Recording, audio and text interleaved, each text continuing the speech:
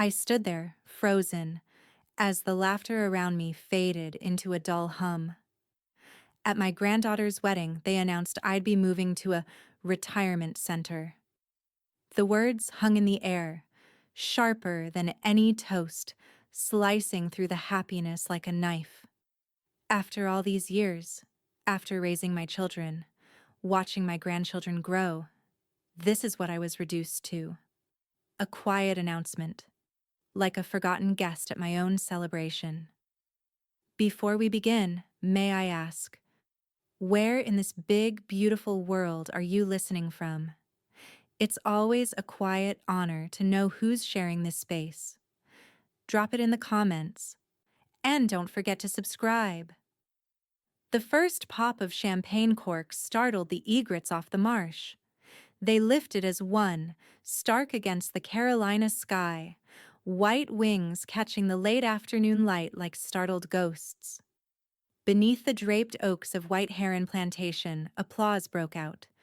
Not for the birds, but for the bride. Avery Whittaker stood on the veranda in her lace gown, her smile stretched too wide, too long. She looked radiant, yes, but in the way of a woman performing. Each breath measured, each glance weighed. The low country breeze teased the edges of her veil as she looked out over a sea of clapping relatives and curated acquaintances. Now, while we have your attention, came Maddie's bright, microphone-warmed voice. We have one more beautiful announcement to share before dinner is served. There was a slight shift in the crowd, that anticipatory murmur that always accompanied speeches not printed on the program. Nell Whittaker, perched near the edge of the veranda under a magnolia garland, felt it like a cold wind down her spine. Maddie held up a tri-fold brochure as if unveiling a prize. Eleanor Whittaker, our beloved Mama Nell, is moving into Magnolia Point next week, a premier retirement residence right here in Charleston. Polite gasps. Applause again, hesitant this time, more reflex than celebration. Nell blinked. Once, twice. She didn't stand, not yet. Her fingers, tucked beneath a linen napkin on her lap, trembled against the silver fork. No one would see it unless they were looking closely. Most weren't. Avery's smile cracked. A millimeter at most, but Nell saw it. Her granddaughter's eyes scanned the crowd, then darted to Nell, uncertain, pleading. From beside her, Josie leaned in with the quiet ferocity of a child whose instincts were still unfiltered. You didn't agree to this, right? She whispered, barely audible over the clinks of champagne glasses. Nell stood, not hurriedly, deliberately. Grace had been her armor for 73 years, and she wasn't about to strip it off now. Maddie's voice chirped on. It's not just a facility. It's a gift of safety. For a woman who's given us everything, it's time we give something back. That word, facility, landed hard. Nell's eyes swept the crowd. Realtors, daughters-in-law of golf buddies. People who couldn't name the creek behind her cottage but now cheered like they'd earned the right. She turned her head slightly and caught Dot Alvarez watching from the edge of the patio, standing just beside a column wrapped in jasmine. The former recorder clerk's mouth was a flat, concerned line. She held no glass. Just her phone, loose in one hand. Nell's hands were still shaking under the napkin, but her voice, when it came, was cool. Well, isn't that a surprise? Todd appeared beside her like a magician finishing a trick. One hand on her shoulder, the other guiding her elbow as if she needed support. We didn't want to overwhelm you, Mama. It's all arranged. Paperwork's handled. He kissed her cheek, the way someone seals a letter they no longer want to read. Nell didn't move. Across the garden, a baby cried. A champagne glass tipped onto the brick path, shattered, unnoticed. The air smelled faintly of salt and cut hydrangeas. "I've lived on Shem Creek for nearly 50 years," she said softly. "I don't recall asking to leave." Maddie's laugh was all PR gloss. "Oh, come now. Don't be shy. It's not about leaving. It's about stepping into comfort. With your memory books and ocean views and, what do they call it, Todd? Continuum of care." Nell's gaze didn't waver. "Funny. No one mentioned a move until just now." The crowd had gone still. Not in sympathy. Just still. That awkward tension of people wondering if this was still part of the performance. Josie stood now too, defiant in a wrinkled dress and sneakers she'd refused to change. If she didn't say yes, she's not going. Right? Maddie's smile faltered. Todd's fingers tensed just slightly on Nell's arm. A breeze lifted the edge of the brochure in Maddie's hand. And across the lawn, Dot took a step forward, lifting her phone. The sun dipped below the trees. The marsh glowed gold. Nell looked at the faces around her, then tilted her head. Her voice clear and calm. "I hope," she said, "you kept the receipt." The music kicked up again like nothing had happened. A Motown classic drifted from the speakers, and guests shuffled awkwardly back toward the dance floor, conversations restarting with a forced brightness. But near the trellised arch where the reception tables ended and the parquet dance floor began, the temperature shifted. Maddie was already there, lips pressed into a stiff smile as she reached for Nell's elbow again. Her voice, syrupy sweet and tight as a ribbon, cut low and sharp. "Okay, you've made your moment, but this isn't up for debate, Eleanor. It's happening." Nell didn't blink.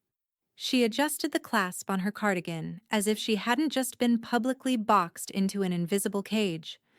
Todd joined them, face still flushed. "Look, we didn't want to blindside you, but, well, you've been forgetful lately. And the steps at the cottage are a hazard." He leaned in. "Let's not make a scene." "I think we passed scene 10 minutes ago," Nell murmured, her eyes on the swirling couples ahead. Avery had been swept into a dance with one of the groomsmen, but her head turned often, searching. "I want to see the papers," Nell said. "The ones I allegedly signed?" Maddie's laugh was brittle. "Oh, come on. You think we'd go through all this without making it airtight? Your signature's already on file. Durable POA, notarized. Todd took care of it weeks ago. It's done." Nell turned toward Todd. "You got a notary to sign off on something I didn't even see?" Todd opened his mouth, closed it. From the side, Avery broke from the dance floor and approached with quick, silent steps. "Grandma, do you want me to say something? I can—" "No," Maddie snapped, holding up a palm like a crossing guard. "Sweetheart, this is not your burden today. Please, just enjoy your wedding. Your grandmother's safe, that's the point." Avery hesitated, caught in the strange half-light between her mother's warning and her grandmother's steady gaze. Then she stepped back, wringing her hands. A man in a gray suit approached from the tent's side, square-jawed, clipboard tucked to his chest, an earbud in one ear. The Magnolia Point logo was embroidered above his breast pocket. He nodded at Todd. "Just checking in," he said softly. "The rep we spoke to said Mrs. Whitaker would be available for transport next Friday. Everything's confirmed?" Nell turned slowly to face him. Todd moved fast. Yes, we're good. Everything's signed." "I'm right here," Nell said evenly. "You don't need to ask them." The Magnolia rep glanced between faces, thrown off balance. I was told the family authorized everything, that there's power of attorney in place, fully enforceable." Dot Alvarez slid up beside Nell like smoke. "Well," she said, folding her hands in front of her, That depends on the ink. The rep blinked. Sorry, ma'am. Paper leaves footprints, Dot said calmly, eyes on Nell. And some prints don't match the shoes. Maddie stiffened. Dot smiled politely, the kind of smile a woman learns from decades in county records and backroom meetings with men who always underestimated her. I wouldn't advise more talking here. Not in front of guests. This isn't over dinner rolls and napkin rings. Nell studied Dot. A beat passed. Then she gave a slight, imperceptible nod. Todd noticed. Look, we're just trying to do what's best. That's all. Dot turned to him. You'd be surprised how often best and convenient get mixed up on forms. A gust of wind blew through the dance tent, lifting corners of the linen tablecloths, sending a place card skittering across the floor. Avery watched from the sidelines, her eyes rimmed with unshed tears. The DJ cued the next song, upbeat, entirely wrong for the mood. Nell stepped off the parquet floor and back onto the grass, her heels sinking slightly into the earth. She didn't look back. Maddie hissed under her breath. We should have done this in private. Nell didn't turn, but her voice carried. You should have done it never. By the time Nell stepped through her front door, the moon was sitting low over Shem Creek, and the marsh grass hissed in the dark like it had something to say. She kicked off her shoes by the hall bench and let the silence settle around her. The cottage, still lined with soft yellow lamplight and decades of familiarity, did not greet her with warmth tonight. It felt watched. Invaded. Gift boxes sat in the corner like forgotten tombstones.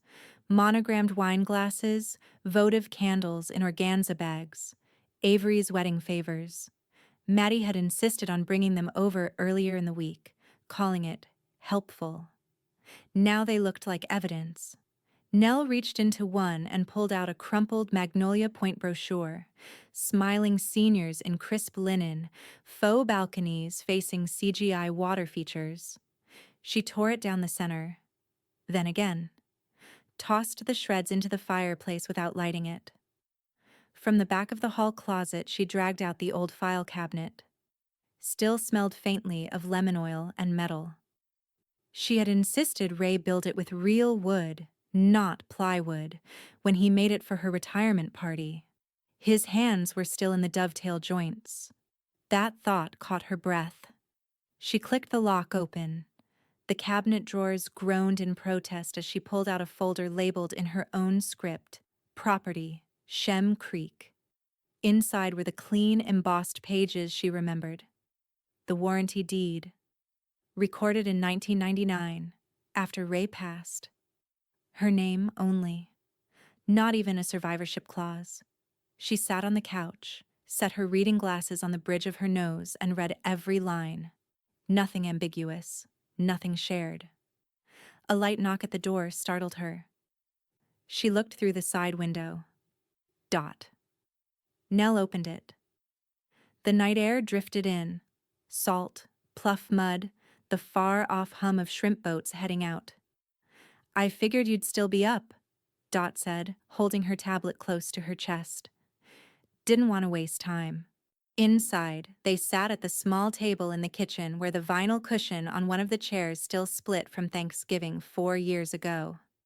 I pulled your parcel up in the recorder portal, Dot said, eyes scanning her screen.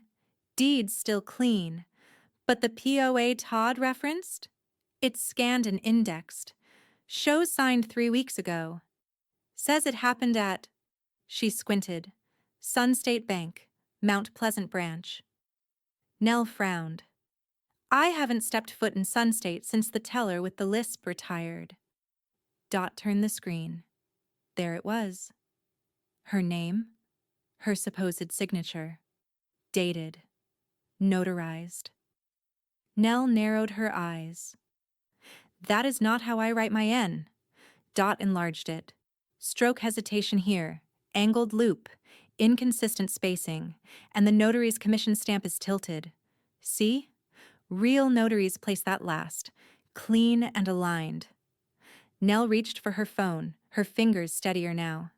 She scrolled to Caleb Monroe's contact, her late husband's old colleague, now a surgical real estate attorney with a habit of returning calls at odd hours. He picked up on the second ring. "I was hoping it wasn't social," he said by way of hello. "It's worse," Nell said. "They filed a forged POA." Dot turned the tablet toward the phone. Caleb asked for a screenshot. She sent it. He exhaled. "Do not sleep on this. Photograph everything. Your deed, any estate plans, even the envelopes. I'll file a fraud affidavit and dispute at 8 a.m. sharp." Dot opened her purse, pulled out a highlighter and sticky tabs. "Will organize by sunrise." The front door creaked open. Josie peeked her head in, carrying a thermos in one hand and her hoodie in the other. "You locking this place tonight or staging a revolution?" Nell smiled faintly. "Little of both." Josie entered, set the thermos on the table. "Guard duty, cocoa's hot, I'm sleeping in the den." Nell pressed a hand over her heart. "What would I do without you?" Josie grinned. "Drink lukewarm cocoa and get railroaded." Her phone buzzed. A message from Avery. "I'm sorry, I didn't know. Please don't hate me." Nell stared at the screen. Outside, the wind shifted again. This time, it carried the thick scent of ink and low tide. She looked to Dot. "They didn't expect me to read?" By the time the marsh light broke the kitchen window, Dot had already drained her second cup of black coffee and flagged 3 suspicious gaps in the notary log. Nell, still in her robe, was scanning the last page of her old health directive, eyes sharp behind silver-rimmed readers. The clock on the microwave ticked to 8:01. Caleb Monroe filed the fraud affidavit and notice of dispute from his office downtown, live oak shadows flickering across his desk as he clicked Submit. The filing portal returned a confirmation number. A legal heartbeat?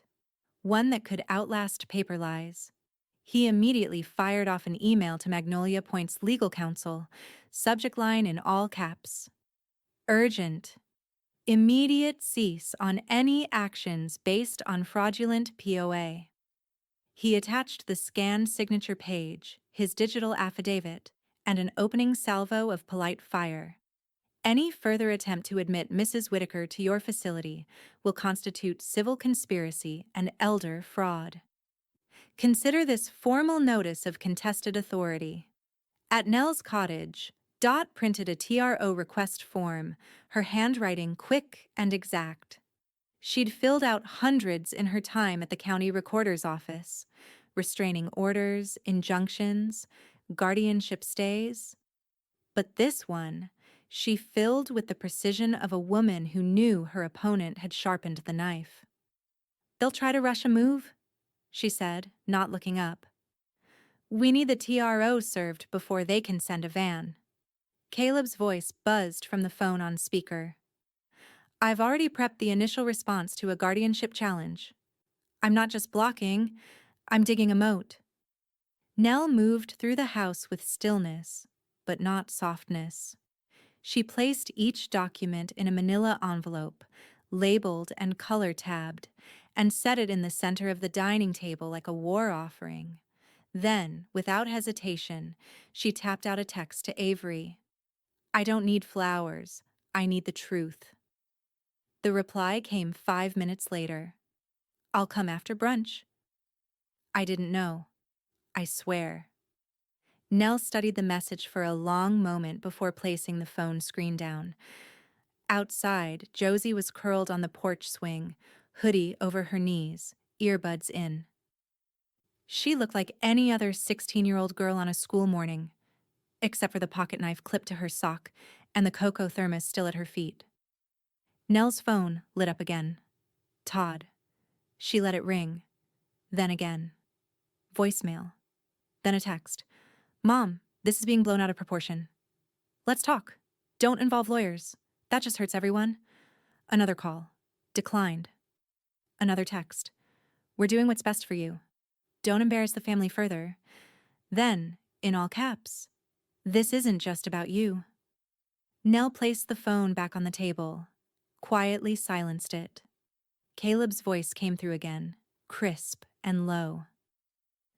Charleston County Sheriff confirms they'll serve the TRO in person once we file it. I've reserved the 3 p.m. window. That gives us the morning. Dot nodded. Let's drop this at the courthouse by noon. We'll get Judge Vaughn's clerk to stamp the packet herself. Nell opened the back door. The sun was higher now, dancing across the marsh in bronze ripples. A heron flapped low across the water, slow and deliberate. She closed her eyes. They thought I'd roll over, she said. They thought if they wrapped it in brunch and brochures, I wouldn't fight. You're fighting, Caleb said. Now let's win.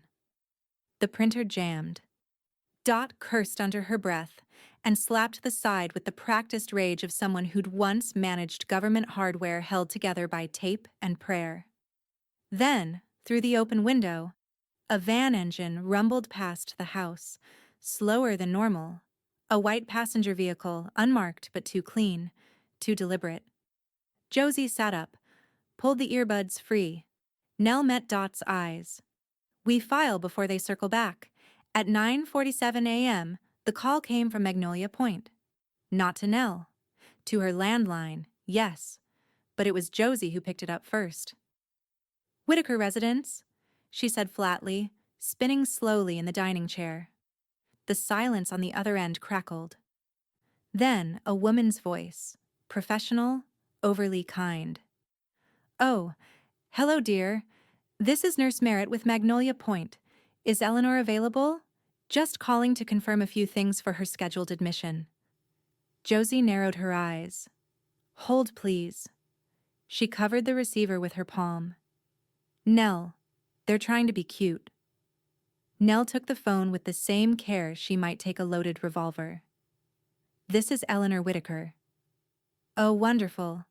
I just wanted to confirm your family's consent came through, along with the signed admission packet and financial forms.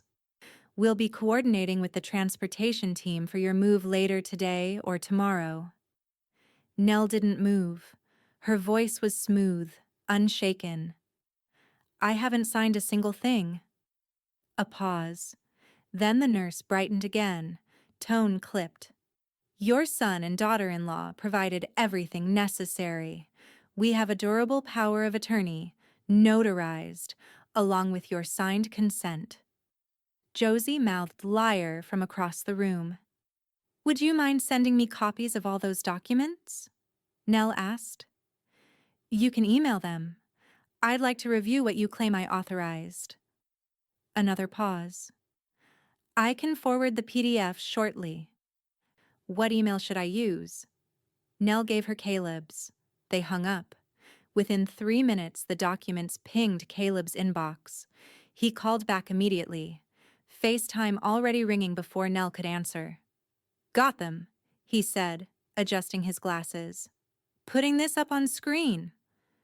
Dot slid next to Nell on the couch as Caleb shared the documents, blown up and pixel crisp. This is the admission agreement, he said, and here's the financial responsibility addendum. He zoomed in. See this? Signature alignment's wrong. The pressure here. Look. A hesitation stroke on the first E, and the rest of the signature slopes upward, which your originals never do. Now the notary stamp, off kilter. That means it wasn't affixed last. He zoomed again. This is the same fake from the POA. Same day. Same bogus signature. Sloppy, Dot muttered, tapping the screen, but bold. Too bold, Caleb said. This isn't just family overreach anymore. It's forgery. Outside, a car door slammed. Nell stood and walked calmly to the window. Same white van.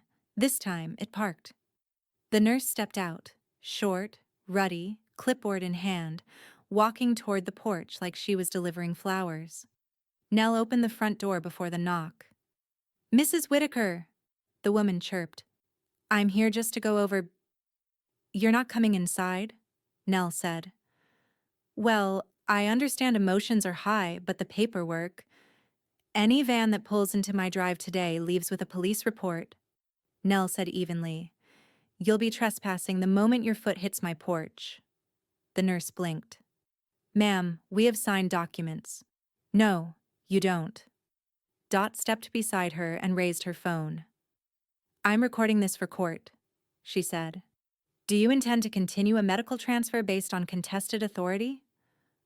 The nurse froze. Caleb's voice came through Nell's cell in her other hand. You're on the record. Tell her to leave. The nurse stared at the two women, neither shouting, neither shaken.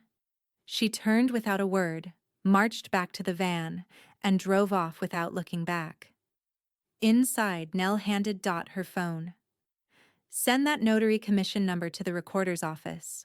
If this is who I think it is, they'll have screwed up more than one form. Dot nodded and started typing. Caleb, still on speaker, was quiet for a beat. Then, this isn't pushy family trying to help. This is orchestrated fraud. Nell walked to the table and picked up the fake signature printout. She held it up to the morning light like it might confess something. Then she opened a drawer and pulled out her old checkbook ledger. I want every signature I've made in the last 5 years, she said. If they forged this, they've probably forged more. Her fingers didn't shake this time. Charleston County Courthouse was cool inside, like all places built to outlast arguments. Marble floors, high ceilings, the scent of old paper and lemon polish. Nell sat upright on the wooden bench outside courtroom 3A, her purse neatly folded in her lap. No nerves, just containment. Her blouse was crisp, her hair brushed and pinned. She looked, as Dot had put it earlier, undefeated. Josie sat cross-legged next to her, earbuds out, fidgeting with the edge of her sleeve. Across the corridor, Todd stood with Maddie near the water fountain, his tie crooked, her phone glued to her palm. Caleb approached from the hallway like a chess piece in motion, his leather satchel worn at the edges, papers tucked inside like blades. He crouched to Nell's eye level and passed her a single page.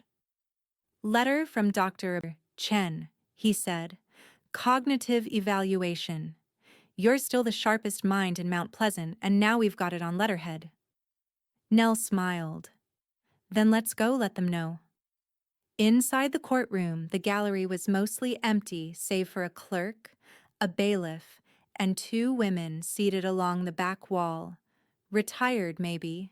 The kind who come to guardianship hearings the way others go to matinees. Judge Patrice Vaughn entered from the side door in her black robe, glasses perched low, silver hair drawn back tight. She scanned the room with the precision of a surgeon. Case 23G117, temporary guardianship petition regarding Eleanor Whitaker, the clerk announced. Caleb stood. Representing Eleanor Whitaker, objector and owner of record for contested estate property. The judge turned her gaze to Maddie. Maddie stood quickly, smoothing her blouse. Your Honor, we filed for emergency guardianship due to escalating cognitive concerns. Eleanor, Mrs. Whitaker, has shown confusion, forgetfulness, and mobility issues that put her at personal risk. We acted with compassion. Nell didn't flinch, but Josie reached under the table and found her hand. Caleb stood, slow and deliberate. Your Honor, we're not here because of confusion. We're here because my client discovered a forged durable power of attorney, falsified admission paperwork, and an attempted involuntary placement into a for-profit care facility. Judge Vaughn leaned forward. And you've provided the disputed documents? We have, Caleb said. And we've marked the signature inconsistencies, notarization irregularities, and metadata anomalies that confirm these are not documents my client ever saw, let alone signed. He handed over a slim folder, already tabbed. Maddie cleared her throat. If there are discrepancies, it's administrative. Nothing nefarious. We've acted out of love. Did you bring the notary? The judge asked. No, Maddie replied, surprised. Pity. She opened the file. Silence stretched. A second passed. Then another. Mrs. Whitaker, the judge said, looking up. You're currently living alone? Yes, Your Honor. And do you cook your own meals? Every evening. Lunch, too, when I'm not at the library board. Still volunteering? Still reading to the kids' group every Thursday at the branch. The judge set the file down. No guardianship today, she said flatly, and no facility move under contested documents. I'm ordering an immediate inquiry into the origin and filing of the forged POA. If it leads where I think it does, someone's going to wish they'd bought a shredder. Todd paled. Maddie stared ahead, blinking rapidly. Avery sat on the far side of the aisle, hands folded tightly in her lap. She looked like someone had pulled the rug out from under her and she was still trying to find the floor. Caleb nodded once, not gloating, just breathing. Josie gripped Nell's hand tighter. Told you, she whispered. Outside the courtroom, the air felt warmer, the light more golden. But just before they exited, Maddie's voice rose behind them. We were trying to help. Nell paused in the doorway, back still to her. I don't need help, she said, from people who forged my name. The first thing Nell noticed wasn't the sign. It was the silence. Monday afternoon sun poured across her gravel drive, but the air had shifted. Even the birds were quieter. As she stepped out of Caleb's car, he'd offered to drive her back from the courthouse, Dot and Josie trailing close behind. A shimmer of white near the road caught her eye. There, staked into the edge of the lawn where the marsh grass began, stood a glossy real estate sign. Coming soon, prime marshfront lot, Whitaker Estates Group. Her name, weaponized. Nell's jaw tightened. She moved toward it slowly, like approaching a snake. Dot whipped out her phone. He did not, she muttered, fingers already tapping into the county index. Josie circled the sign, phone camera rolling. I'm getting every angle. We're going full broadcast if we have to. Caleb stepped beside Nell. Stay calm. Let me make a call. She didn't respond. She simply stared at the sign like it had grown out of the ground overnight. Her land, not just the cottage, the adjacent lot. The one Ray had cleared years ago but never developed. The lot she'd planned to leave untouched, because the marsh there bloomed wild with saltgrass and herons nested behind it in spring. Dot hissed through her teeth. Got it. Recorded this morning. 7:04 a.m. Quitclaim deed. Grantor. Eleanor Whitaker. Grantee. Todd Whitaker.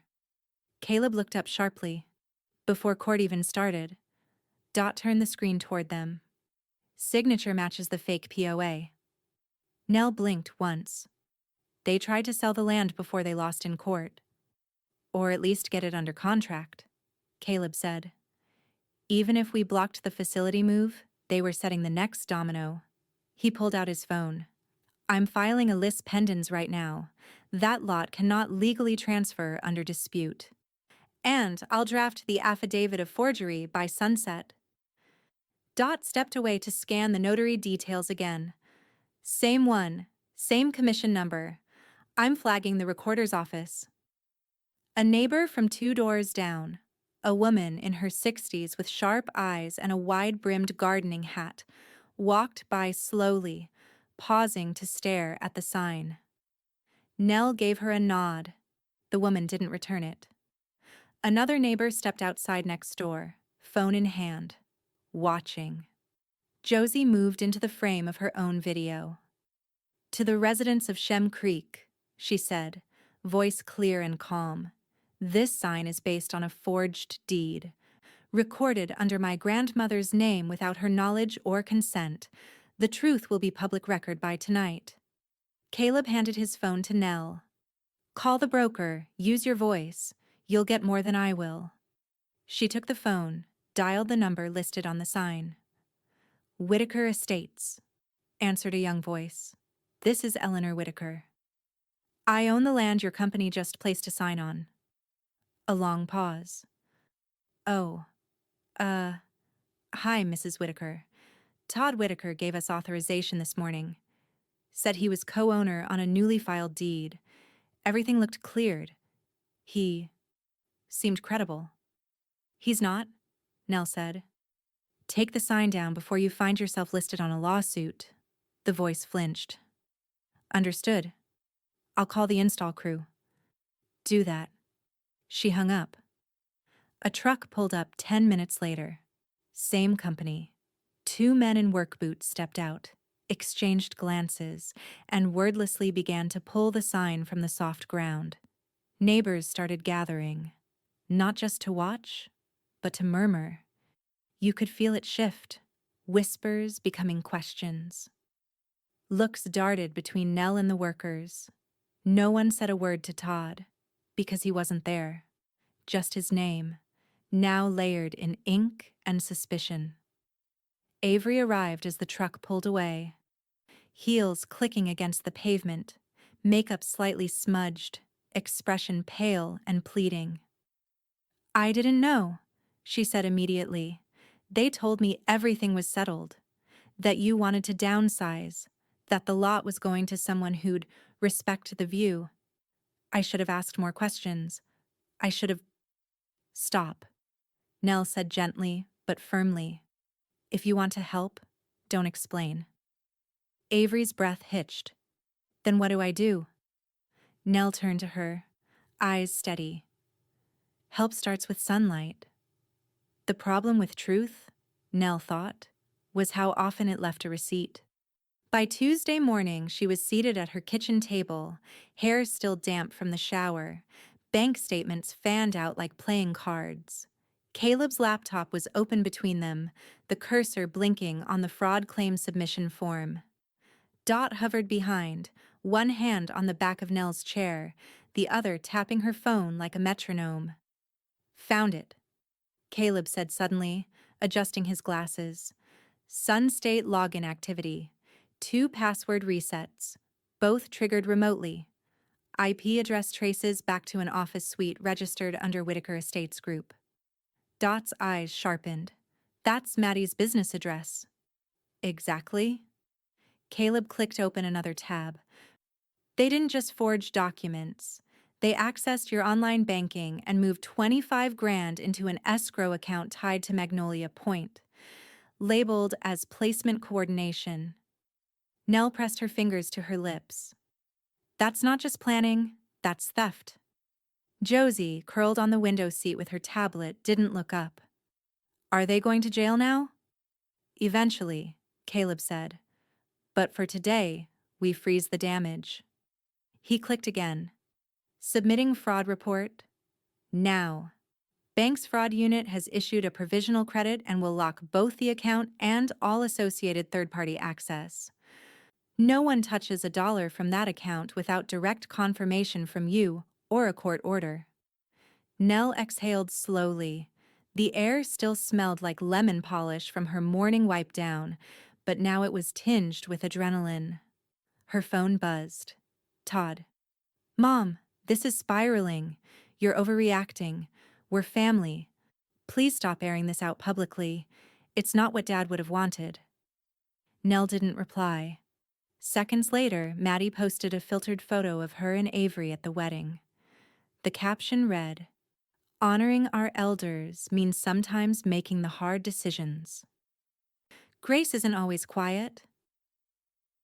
Family first. Tough love, Saihar's legacy. Josie rolled her eyes so hard Nell heard it. She's subtweeting your entire existence. Caleb grunted, more like subtweeting her legal defense. Avery appeared mid-morning, clutching a laptop and wearing the expression of someone who'd slept in makeup. She didn't ask to come in, just stepped inside and placed the laptop on the table. I started digging, she said quietly. I remembered Mom emailed with the admin from Magnolia before the wedding. She used my computer while hers was in the shop. She opened the email app and clicked through a few folders. She didn't delete everything. Here. Nell leaned forward as Avery clicked open the chain. From Madison Whitaker to Magnolia Admissions. Subject: Timeline and escrow transfer.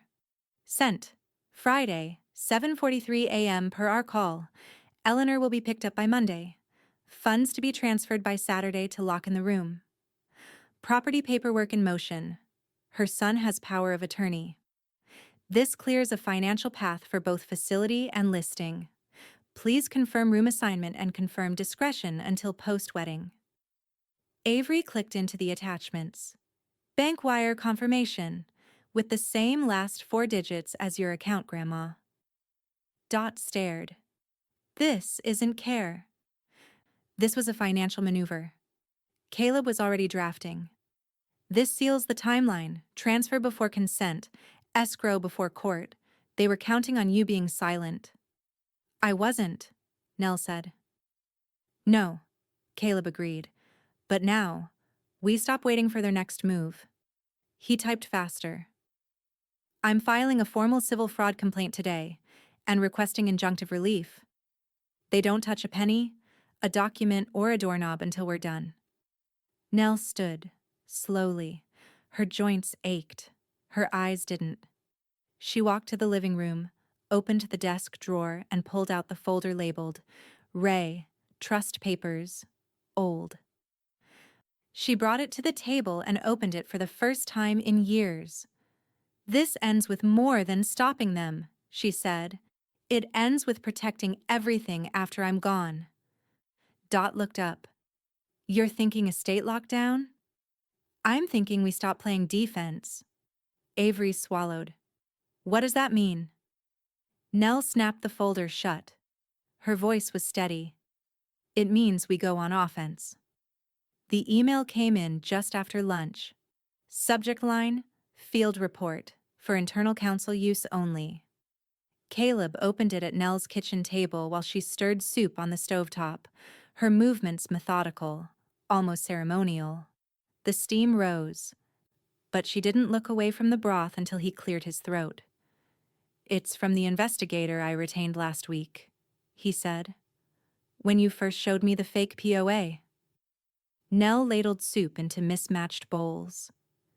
And? Caleb tapped the screen once.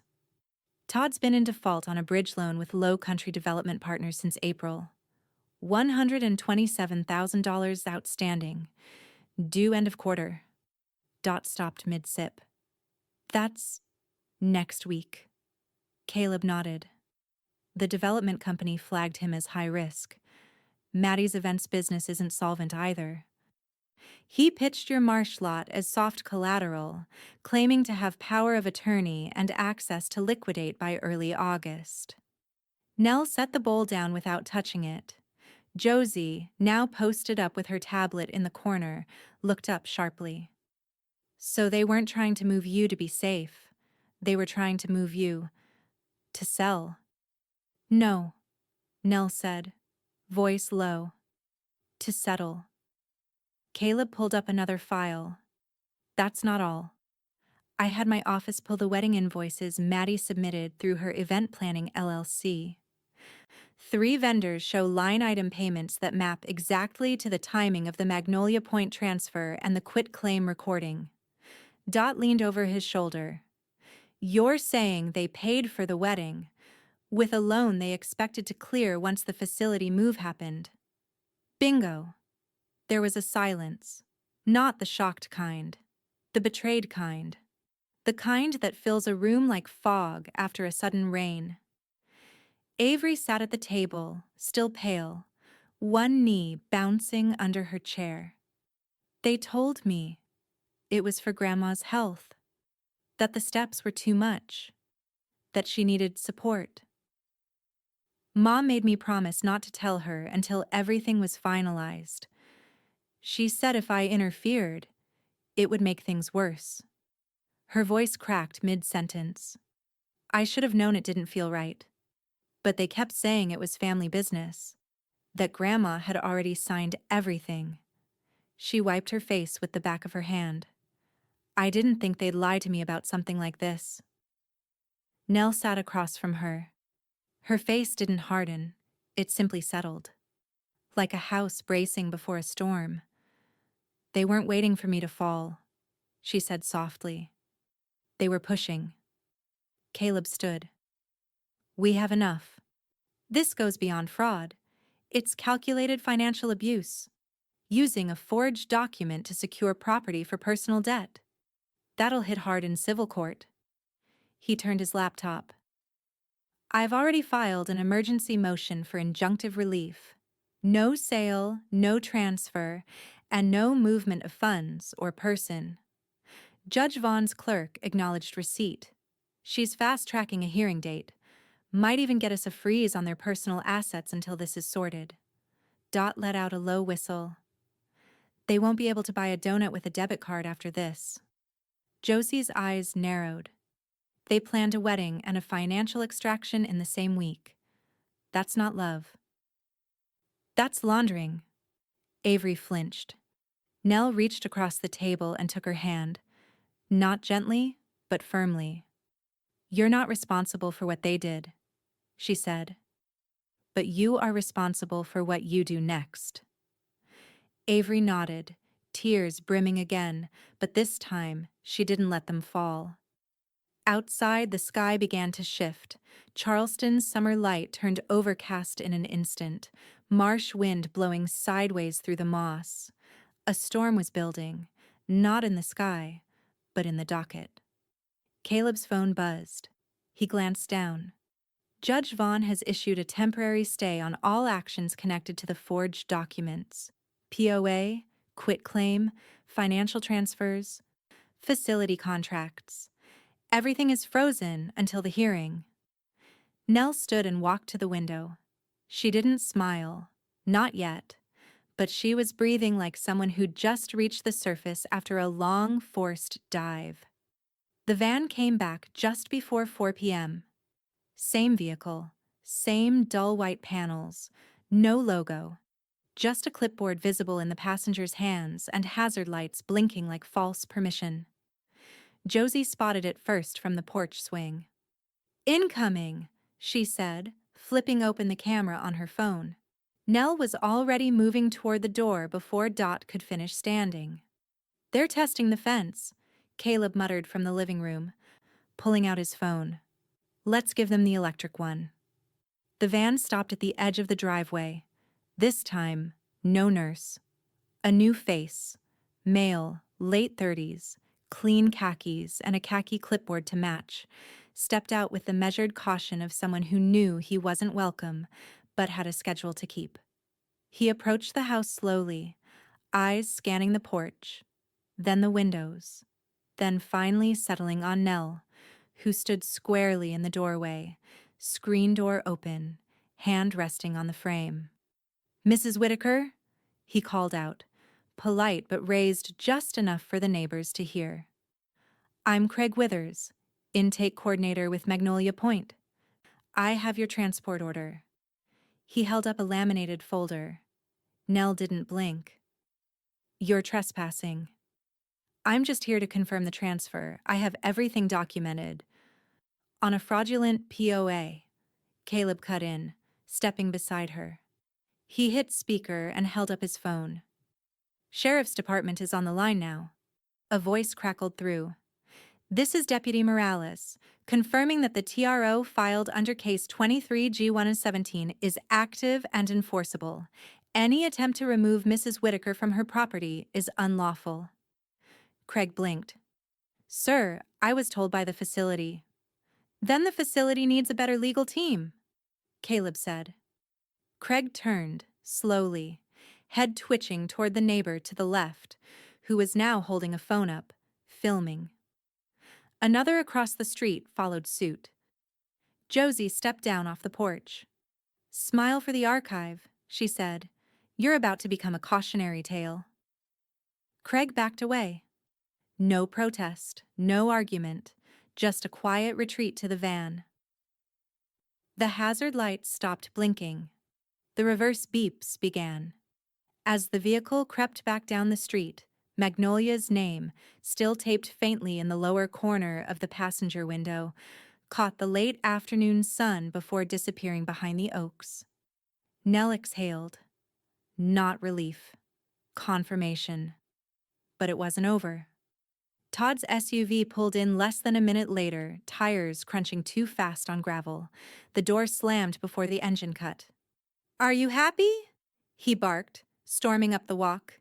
"You humiliated me. You've turned the entire damn neighborhood into a courtroom." Josie kept filming from the bottom step. "I told you to stop dragging this into the open, but here we are. Sheriff's calls, public filings. You've made this ugly." Nell stepped onto the porch, the door wide behind her. "No, Todd," she said calmly. "You made this ugly. I'm just refusing to lie about the color." He stepped back slightly, jaw working. "You think you're winning? You're making a mess. Maddie's name is tanking online. Avery's in therapy over this. And I've had to hire a lawyer because of your civil abuse claim." "Good," Nell said. He blinked. "Good? You're not losing a mother," she said. "You're losing access to what isn't yours." His mouth opened, then shut. He looked at Josie, at the neighbors standing now behind hedges and mailboxes, the phone still recording. "This isn't over," he said, voice lower now. "No," Nell replied. "It's just begun." He turned and walked back to the car. Not charging this time, just moving, like someone leaving a party they weren't invited to in the first place. The SUV pulled out slower than it came in. Josie ended the video. "Want me to post it?" "Not yet," Nell said. "Let's give them a little time to wonder." Inside, the house felt still again, but on the counter, her phone buzzed. Unknown number. Voicemail left. She hit play. Maddie's voice. Cold. Controlled. "You've turned my daughter against me. I don't forget that kind of thing." Charleston County Courthouse, 10:04 a.m. Courtroom 3A was fuller this time. Not packed, but not empty either. A few neighbors. A courthouse reporter with a discreet notepad. Someone from Magnolia's PR office pretending to be a paralegal. Nell sat at the same table as before, same posture, same purse. But this time, her spine held something different. Not defiance. Ownership. She wasn't here to react. She was here to confirm what she already knew. Judge Vaughn took the bench with the same no-nonsense stride, black robe snapping behind her like a warning. Case 23G117. Continuation hearing, the clerk announced. Matters concerning contested property transfer, financial authorization, and elder fraud claims. Maddie sat stiff beside her attorney, lips pressed into a line so tight it had become geometry. Todd looked a shade paler than last week. Avery sat 2 rows back, alone.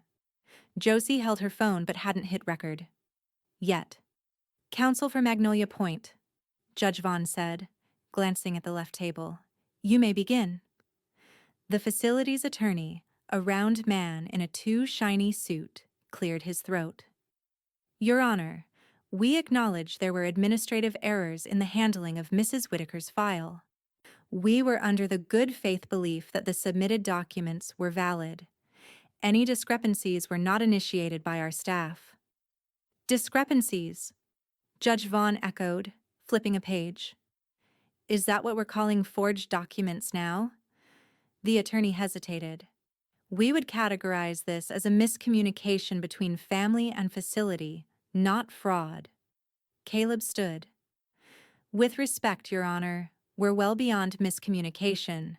We have expert analysis, bank logs, forged signatures, and recorded attempts at unlawful transfer. This wasn't sloppy paperwork. It was strategy." He turned and gestured to the back of the room. A man in a gray suit stepped forward, sharp-eyed, crisp, forensic handwriting analyst.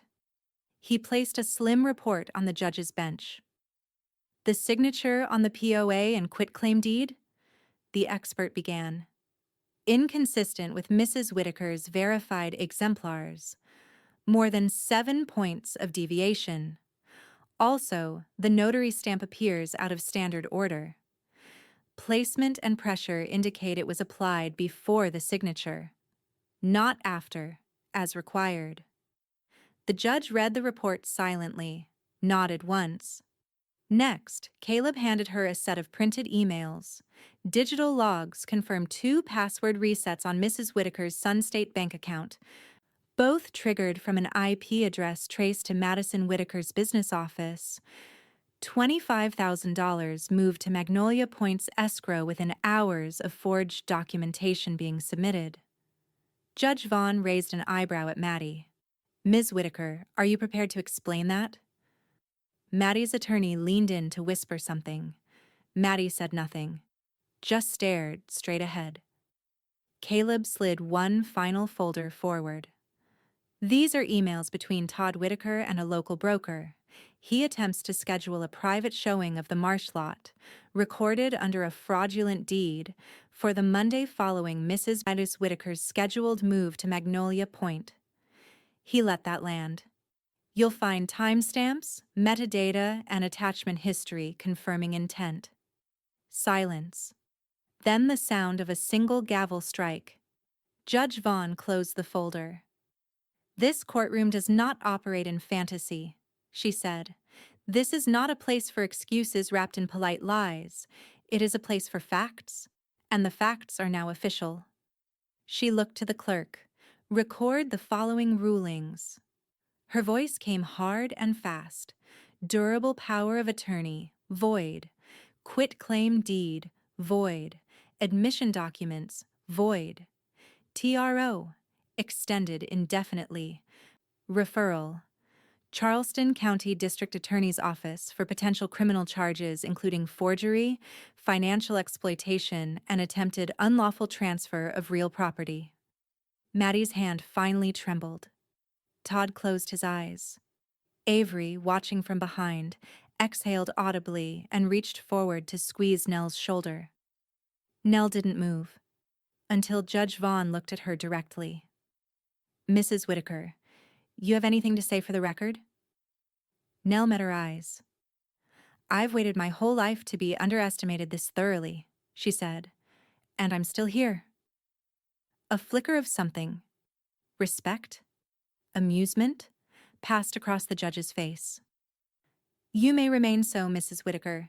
This court stands adjourned. The gavel came down again. As the gallery rustled and chairs scraped against marble, Nell stood slowly. Avery was at her side in an instant. Josie, already recording, caught the moment Maddie rose unsteadily, pale as the tile beneath her feet. And then, just loud enough for Nell to hear, Maddie whispered, "This isn't over." By Wednesday morning, the marsh behind the cottage smelled like itself again, briny and soft, with no trace of exhaust or courtrooms. Just the sea breeze moving through the sweetgrass, unhurried. Inside, Nell sat at her desk while Caleb read aloud from a draft document so quietly precise it might as well have been a spell. "This is an irrevocable trust," he said, tapping each line. "You retain full life estate interest in both the primary residence and adjacent lot. Upon your passing, it transfers to the successor trustee, you and Avery, jointly. No outside third party, family or not, can override, sell, borrow against, or encumber this property." Nell listened, one hand resting on the arm of her chair, the other tracing the grain of the wood desk Ray had built back in '92. "No POA will override this?" she asked. "Not even theoretically," Caleb said. "We've sealed it airtight. This is your land, your home, until your last breath." Avery stood nearby, still slightly tentative but steady. If I'm co-trustee, I want it on record. I'll never touch that land unless she tells me to. Nell gave a quiet nod. You'll be its keeper, not its owner. She signed the trust papers with the same pen she used to sign library cards, birthday checks, and her wedding certificate. There was no tremble now. Caleb handed the signed pages to Dot, who was already setting up her portable scanner and notary seal on the kitchen counter.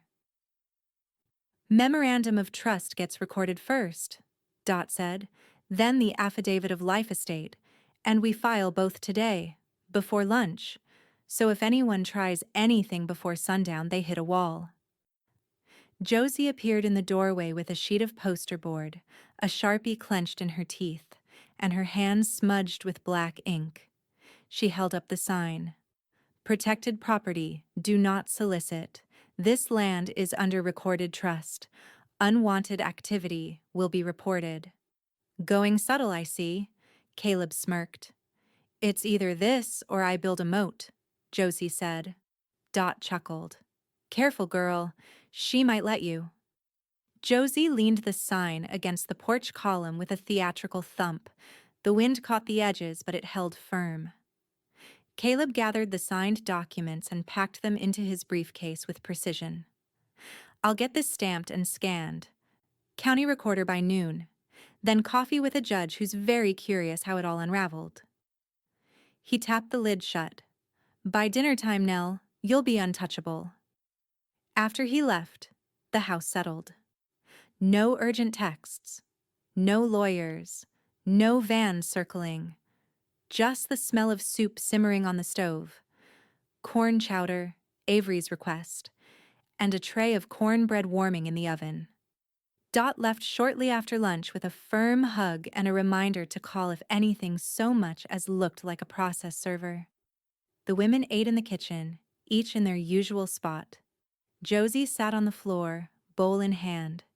Avery perched at the counter, finally relaxed enough to go barefoot. Nell sat near the window, her eyes on the marsh but her body still. For the first time in over a week, she finished an entire meal without interruption. No one brought up Maddie, or Todd, or what came next. They just let the quiet stretch. After the table was cleared and the kettle set to boil, Avery looked toward her grandmother. Do you think it's really over? Nell didn't answer at first. She just looked out toward the marsh, where a pair of herons were circling low. Then she said gently, No. Avery frowned. But I think we're safe, Nell added. Which is different than done. And enough for tonight. Josie clicked on the porch light and set the protected property sign in full view. Outside, the marsh glowed amber in the last light. And inside, Nell reached for her cup of tea. That's when her phone buzzed. Private number. One new voicemail. No transcription available. She didn't press play. Not yet. Thursday morning, the courtroom smelled like toner and tension. Judge Vaughn took her seat with less ceremony this time. The gallery was quieter, as if everyone knew the script had changed. No more gaslighting, no more plausible deniability, just proof waiting to be spoken aloud. The notary was already on the stand. Middle-aged, nervous. His hands gripped the rail like he wished it were a time machine. Caleb stood beside him, calm and surgical. Mr. Dilly, he said, please confirm. On July 6th, did you notarize a durable power of attorney document bearing the name Eleanor Whitaker? I did. And who brought you that document? The notary shifted. A woman. Early 40s. Brunette. She said her name was Madison Whitaker. Was the signer present? No, Dilly said. She said her mother couldn't make it in, that she'd be signing in advance at home. I didn't push. I should have. And the man with her? He glanced toward the gallery. He didn't say much, just nodded when she explained. Said, Mom's ready to simplify things. Caleb nodded. That man was Todd Whitaker? Yes, sir. Judge Vaughn didn't even look up as she scribbled notes. No further questions. Maddie's lawyer declined cross-examination. She sat stiffly, eyes forward, jaw clenched like the words might escape if she blinked too hard. Then, a chair scraped behind the gallery rail. Avery rose. The room stilled. "I'd like to be heard," she said softly, hands slightly trembling but steady enough to hold up a flash drive. "I have evidence." Judge Vaughn gave a single nod. "Step forward." Avery walked slowly, her heels muffled by the rug, and handed the drive to the bailiff. "There are audio files. I didn't mean to record them. It started as backup notes during wedding planning, but they captured other things." The judge nodded to the AV technician. "Play one." A moment of static. Then Maddie's voice, clear, confident, and unaware she was being archived. "Move her Monday. List the lot Tuesday. Funds clear by Friday. That gives us breathing room before the loan matures." A beat of silence. Then Todd's voice. "If she asks questions, just tell her the stairs are a fall risk." "People believe anything when it comes to aging parents." Maddie again. "By the time she catches on, we'll have closed escrow. Let's keep Avery out of it. She's got a soft spot and too many opinions." The playback ended. You could hear the HVAC kick on again.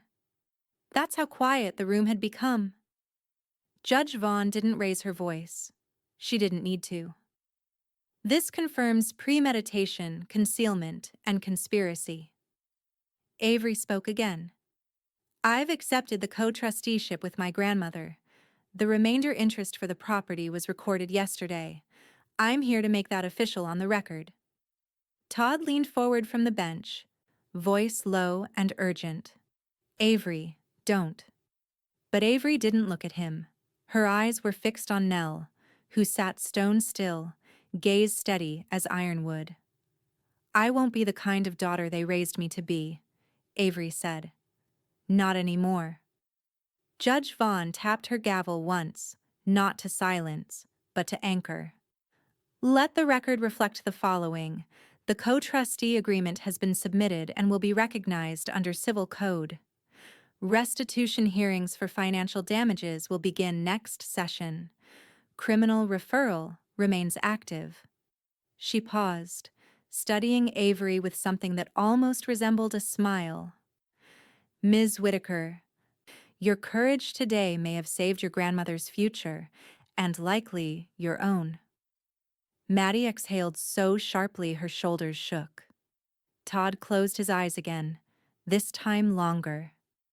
Avery returned to her seat without a glance back. Nell reached for her hand without ceremony. No speech. No thank you. Just contact. And a grip that said, "I see you." As the court recessed and the gallery began to move, Josie whispered to Caleb, "You think they'll actually serve jail time?" Caleb watched Maddie's lawyer whisper furiously into her ear. "I think," he said, "they've only just started to understand what they lost." But Nell didn't watch Maddie. She was watching the door, the hallway beyond, waiting. Because sometimes the next attack doesn't walk in loud. It slips through the side exit, and she wasn't done being ready. By Friday afternoon, the media vans were gone. The last one, a local station with a blue satellite dome and peeling logo wrap, pulled away slow, tires crackling over the gravel like they knew they'd overstayed. The reporter had tried one more time to get a quote from Nell. She just smiled and said, "The story's already written.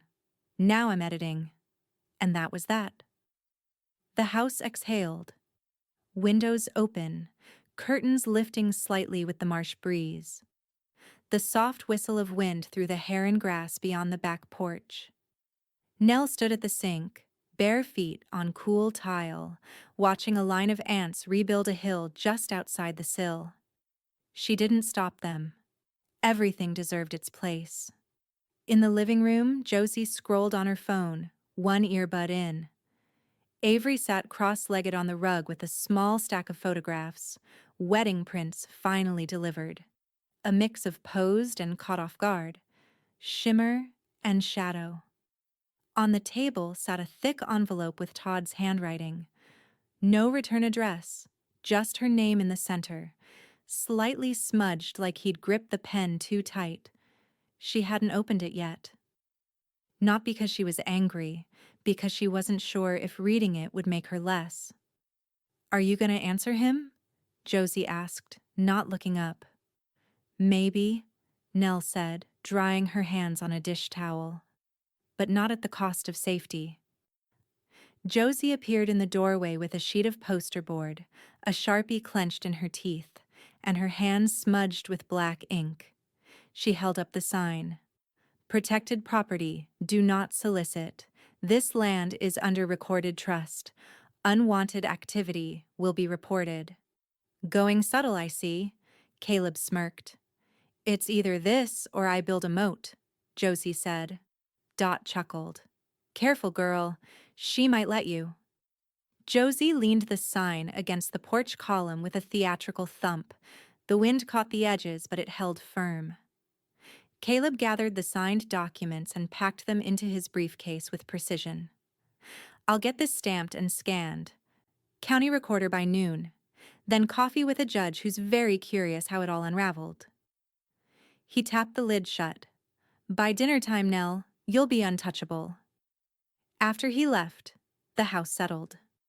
No urgent texts, no lawyers, no vans circling, just the smell of soup simmering on the stove, corn chowder, Avery's request, and a tray of cornbread warming in the oven.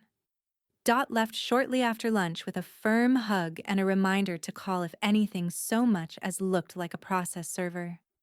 The women ate in the kitchen, each in their usual spot. Josie sat on the floor, bowl in hand. Avery perched at the counter, finally relaxed enough to go barefoot. Nell sat near the window, her eyes on the marsh but her body still. For the first time in over a week, she finished an entire meal without interruption. No one brought up Maddie, or Todd, or what came next. They just let the quiet stretch. After the table was cleared and the kettle set to boil, Avery looked toward her grandmother. "Do you think it's really over?" Nell didn't answer at first. She just looked out toward the marsh, where a pair of herons were circling low. Then she said gently, "No." Avery frowned. "But I think we're safe," Nell added. "Which is different than done." "And enough for tonight." Josie clicked on the porch light and set the protected property sign in full view. Outside, the marsh glowed amber in the last light. And inside, Nell reached for her cup of tea. That's when her phone buzzed. Private number. One new voicemail. No transcription available. She didn't press play. Not yet. Thursday morning, the courtroom smelled like toner and tension. Judge Vaughn took her seat with less ceremony this time. The gallery was quieter, as if everyone knew the script had changed. No more gaslighting, no more plausible deniability, just proof waiting to be spoken aloud. The notary was already on the stand. Middle-aged, nervous. His hands gripped the rail like he wished it were a time machine. Caleb stood beside him, calm and surgical. "Mr. Dilly," he said, "please confirm. On July 6th, did you notarize a durable power of attorney document bearing the name Eleanor Whitaker?" "I did." "And who brought you that document?" The notary shifted. "A woman. Early 40s. Brunette. She said her name was Madison Whitaker." "Was the signer present?" "No," Dilly said. "She said her mother couldn't make it in, that she'd be signing in advance at home. I didn't push. I should have." "And the man with her?" He glanced toward the gallery. "He didn't say much, just nodded when she explained. Said, 'Mom's ready to simplify things.'" Caleb nodded. "That man was Todd Whitaker?" Yes, sir. Judge Vaughn didn't even look up as she scribbled notes. No further questions. Maddie's lawyer declined cross-examination. She sat stiffly, eyes forward, jaw clenched like the words might escape if she blinked too hard. Then, a chair scraped behind the gallery rail. Avery rose. The room stilled. I'd like to be heard, she said softly, hands slightly trembling but steady enough to hold up a flash drive. I have evidence. Judge Vaughn gave a single nod. Step forward. Avery walked slowly, her heels muffled by the rug, and handed the drive to the bailiff. There are audio files. I didn't mean to record them. It started as backup notes during wedding planning, but they captured other things. The judge nodded to the AV technician. Play one. A moment of static. Then Maddie's voice, clear, confident, and unaware she was being archived. Move her Monday. List the lot Tuesday. Funds clear by Friday. That gives us breathing room before the loan matures. A beat of silence. Then Todd's voice. If she asks questions, just tell her the stairs are a fall risk.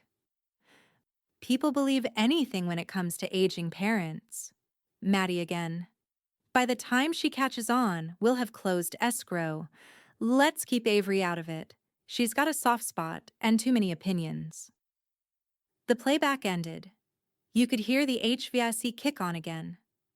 That's how quiet the room had become. Judge Vaughn didn't raise her voice. She didn't need to. This confirms premeditation, concealment, and conspiracy. Avery spoke again. I've accepted the co-trusteeship with my grandmother. The remainder interest for the property was recorded yesterday. I'm here to make that official on the record. Todd leaned forward from the bench, voice low and urgent. Avery, don't. But Avery didn't look at him.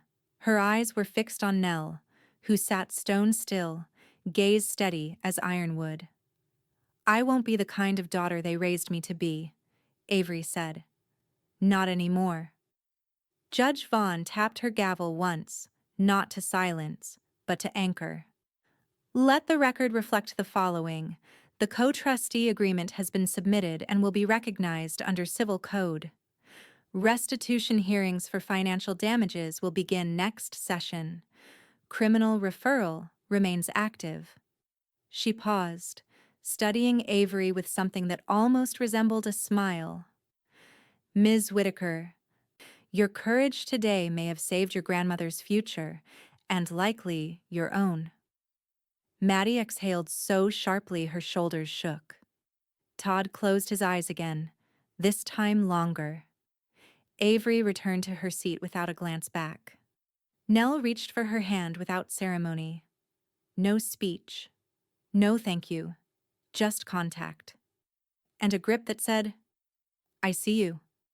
As the court recessed and the gallery began to move, Josie whispered to Caleb, You think they'll actually serve jail time? Caleb watched Maddie's lawyer whisper furiously into her ear.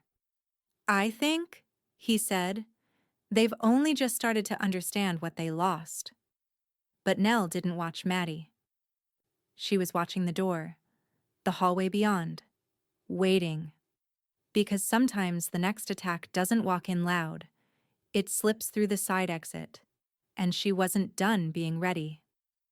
By Friday afternoon, the media vans were gone. The last one, a local station with a blue satellite dome and peeling logo wrap, pulled away slow, tires crackling over the gravel like they knew they'd overstayed. The reporter had tried one more time to get a quote from Nell. She just smiled and said, The story's already written. Now I'm editing. And that was that. The house exhaled. Windows open, curtains lifting slightly with the marsh breeze. The soft whistle of wind through the heron grass beyond the back porch.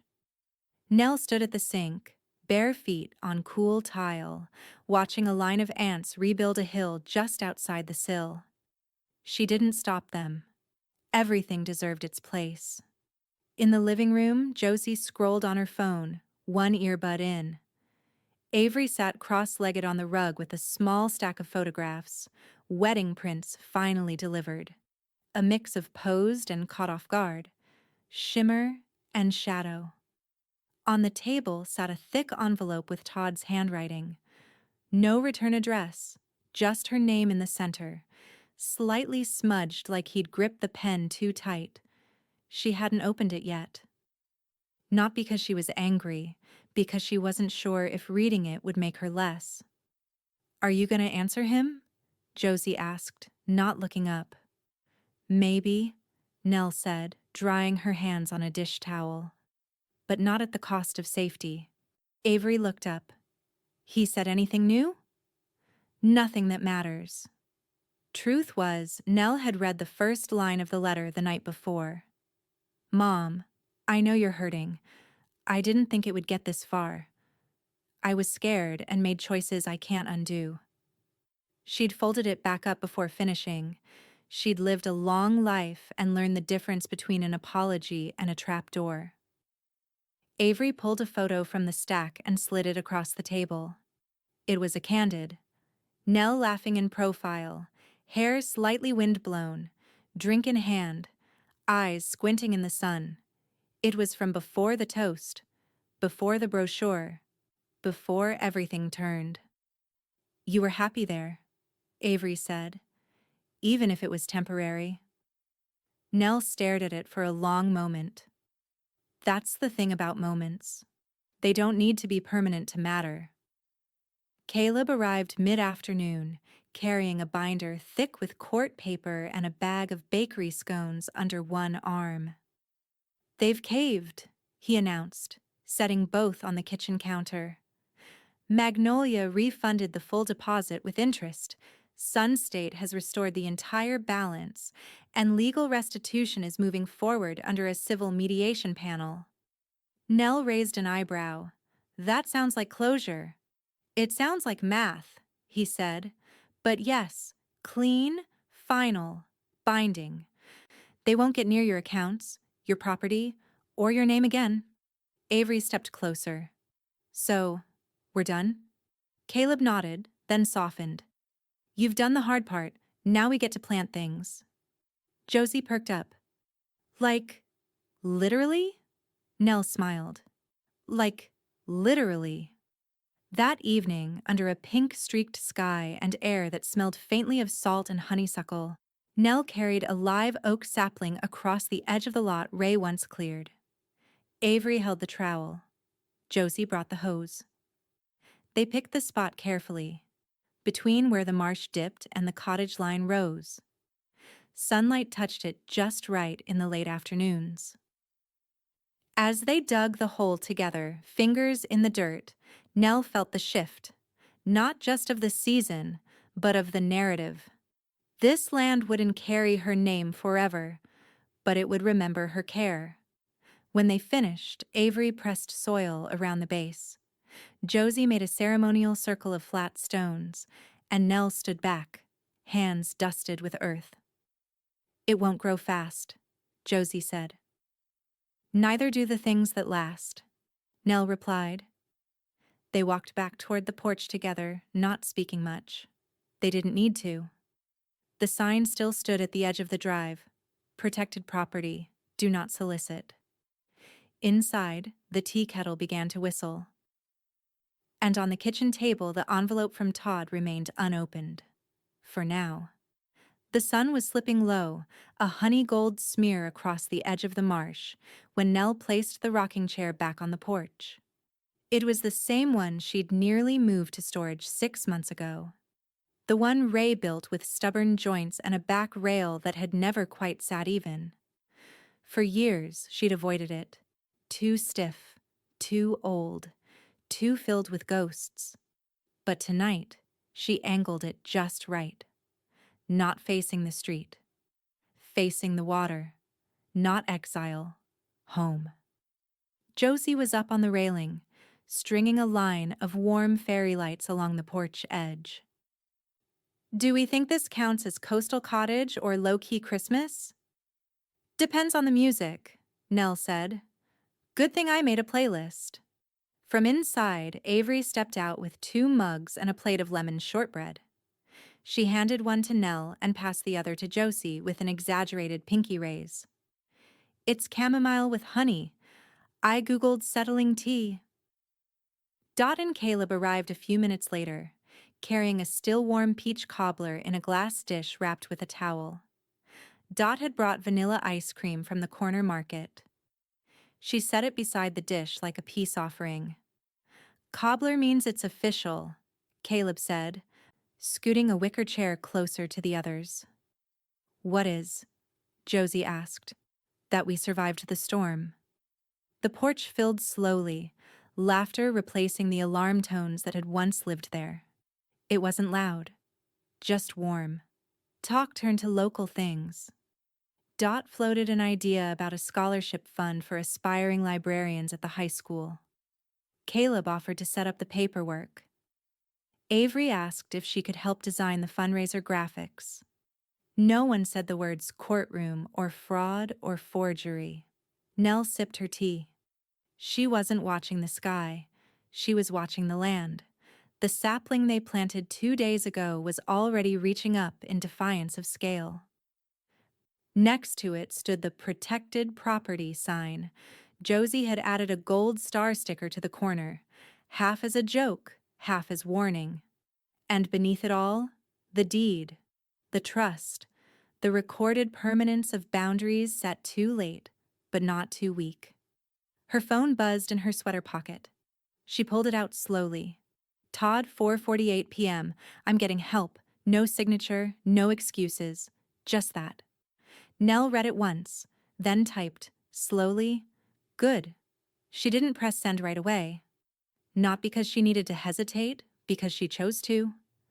She held the message in her hand like a stone warmed by sun, then tapped send and placed the phone face down on the side table. Somewhere across the creek, a gull called once, sharp and brief. Dot sighed contentedly. "I forgot what it felt like to be off high alert." Caleb nodded. "Quiet's a muscle.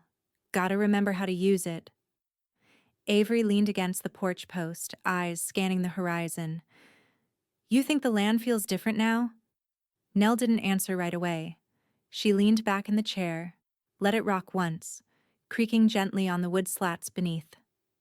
Then she said, "No, but I do." And the marsh, as if answering, stirred. Wind swept in from the water, rustling through the sweet grass like a choir taking a breath. She let the chair move with it, a steady rhythm. No rush, no fear. Just one woman in a rocking chair, surrounded by light, surrounded by soil that remembered her name. She wasn't leaving. Not because she had to stay, because this time, it was her choice. And the land, finally, had listened. The end.